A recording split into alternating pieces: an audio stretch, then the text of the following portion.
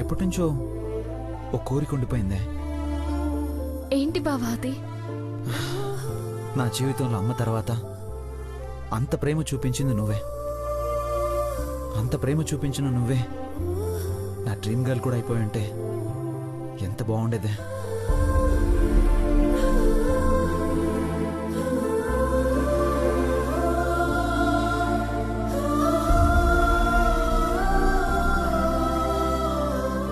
అదే నిజమై ఉంటే ఈ లోకంలో నాకన్నా అదృష్టవంతుడు ఎవరు ఉండరు అనిపిస్తుంది.